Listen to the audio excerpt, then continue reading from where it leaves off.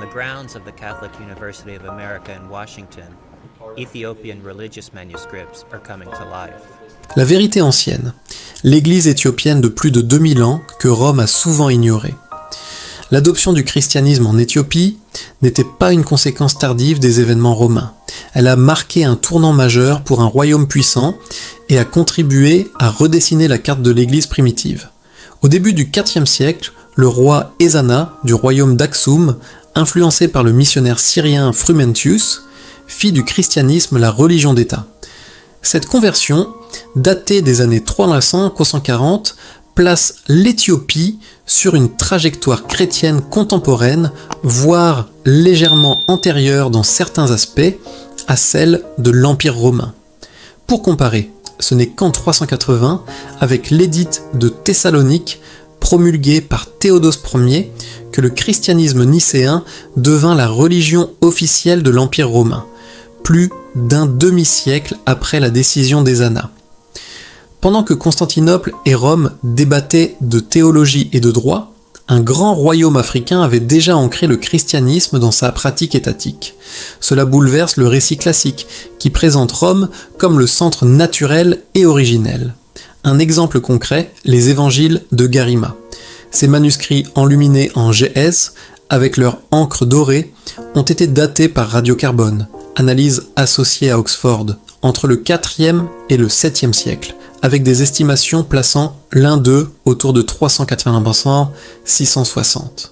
Il compte parmi les plus anciens livres évangéliques illustrés conservés au monde.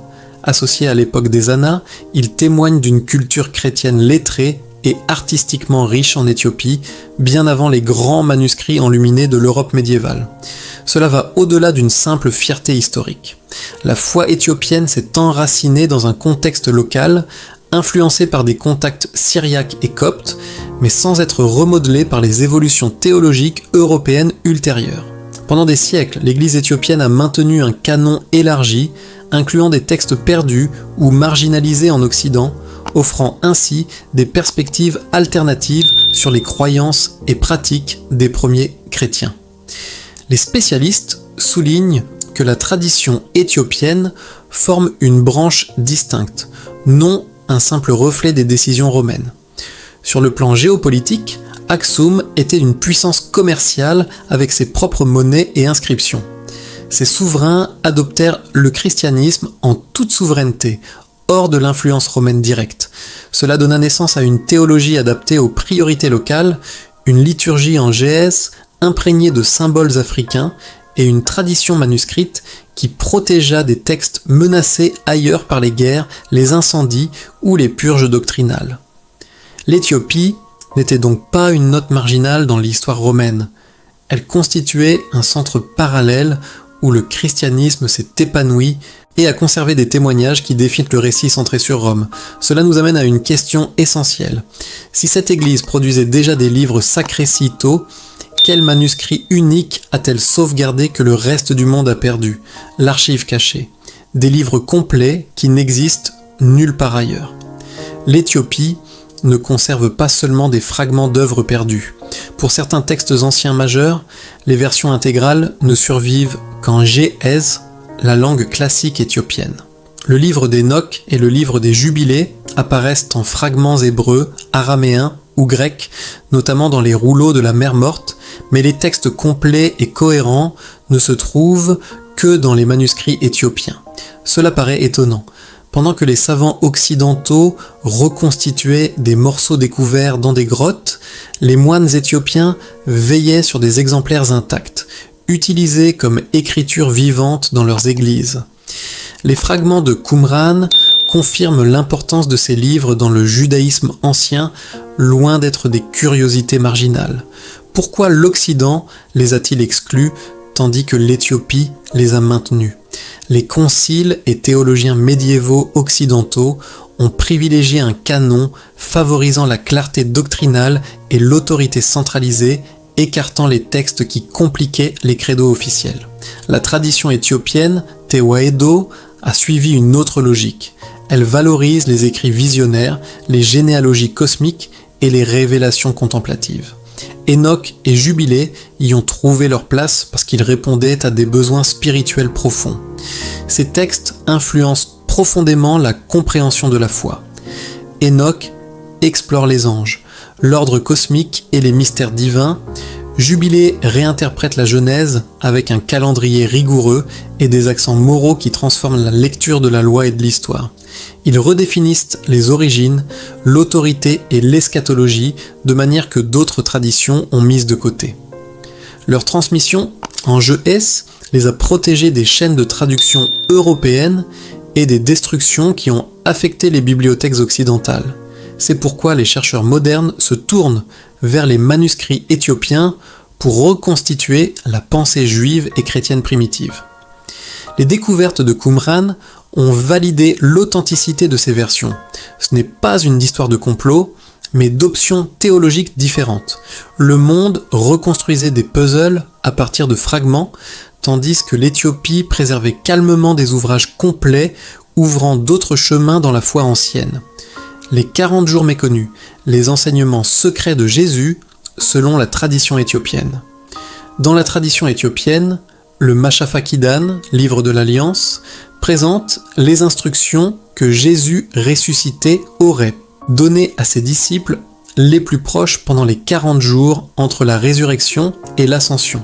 Ce texte met l'accent sur la transformation intérieure, la prière et l'expérience directe de Dieu, plus que sur les règles ecclésiastiques. Le nombre 40 est chargé de symbolisme biblique. Jeûne de Moïse, errance d'Israël, apparition de Jésus enseignant le royaume. Pour l'Éthiopie, cette période n'est pas une transition vide, mais un moment d'initiation profonde où les disciples sont renouvelés pour une rencontre directe avec le divin. Précisons, il ne s'agit pas de manuscrits récemment exhumés, mais de textes anciens en GIS et de traditions orales gardées par les moines depuis plus d'un millénaire. Ce qui est nouveau, c'est une plus grande accessibilité via des traductions modernes. Une édition critique complète en anglais reste à venir, mais des parties circulent déjà. Cette différence s'explique par deux voies parallèles dans le christianisme. L'Occident, influencé par les conciles et l'Empire, a priorisé l'unité doctrinale et institutionnelle. L'Éthiopie, indépendante et non colonisée, a privilégié l'expérience visionnaire, l'angélologie, les calendriers sacrés et la contemplation. Ces bibliothèques ont ainsi conservé des matériaux mystiques et apocalyptiques.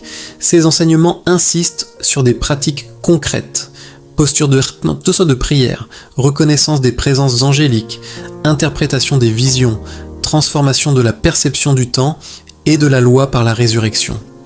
Le ton est plus thérapeutique et eschatologique que juridique, voyant le salut comme une métamorphose du regard sur le cosmos. Les monastères éthiopiens méritent reconnaissance pour avoir maintenu cette carte spirituelle parallèle à la voie gréco-romaine. Deux christianismes parallèles, des questions différentes qui ont tout changé. Le christianisme n'a pas suivi une ligne unique. Il s'est divisé en deux expériences sophistiquées, posant des interrogations distinctes. La branche romano-constantinopolitaine voyait le christianisme comme un défi d'unité et de gouvernance. Comment forger une institution stable sous un credo commun ? Cela a produit concile, credo et un canon axé sur la clarté doctrinale. L'autre branche, ancrée à Aksum et préservée en Géhèse, se demandait « Que se passe-t-il quand on privilégie la rencontre directe avec le sacré, la révélation visionnaire et la pratique contemplative ?» L'Éthiopie a cultivé ses réponses en sa langue et sa liturgie, maintenant un canon plus large incluant Enoch, Jubilé et d'autres textes mystiques. Ce n'est pas une question de répression, mais de priorités intellectuelles différentes. Les évêques occidentaux excluaient ce qui compliquait l'uniformité. L'Éthiopie, hors des dynamiques ecclésiales européennes, gardait un canon plus ouvert, centré sur l'expérience de Dieu. Cette correction historique dissipe des mythes. Nicée, 325, a réglé des points théologiques, mais le canon occidental s'est fixé plus tard. L'Éthiopie a évolué indépendamment, conservant des conversations théologiques que l'Occident n'a pas priorisées. Aujourd'hui, en cette époque où beaucoup cherchent l'expérience directe plus que les structures institutionnelles, la tradition éthiopienne offre une alternative vivante, une théologie construite autour de la rencontre plutôt que de l'ordre administratif. Comprendre cette bifurcation montre que l'histoire chrétienne est une carte ramifiée et que la branche éthiopienne pourrait répondre aux aspirations contemporaines. Pourquoi cela compte aujourd'hui ? La crise spirituelle que l'Occident n'avait pas anticipée. Si vous vous êtes donc déjà senti déconnecté dans une église traditionnelle, ou si le modèle rigide ne vous parle plus, vous n'êtes pas seul. Des millions quittent les institutions occidentales, non par perte de foi, mais par quête d'une spiritualité vivante, expérience directe du sacré, au-delà des doctrines et hiérarchies. L'Éthiopie propose depuis 1700 ans des textes qui répondent précisément à cette soif, mystiques, visionnaires, centrés sur la pratique intérieure. Ces écrits guident vers la rencontre divine et la connaissance contemplative, là où l'Occident a souvent privilégié la structure et le contrôle. Ces textes ne sont pas nouveaux, une édition imprimée de la Bible éthiopienne a été autorisée dans les années 1960. Ils étaient accessibles, mais l'Occident n'y prêtait pas attention. Aujourd'hui, le moment est venu. Les questions posées par les moines anciens rejoignent celles des chercheurs modernes.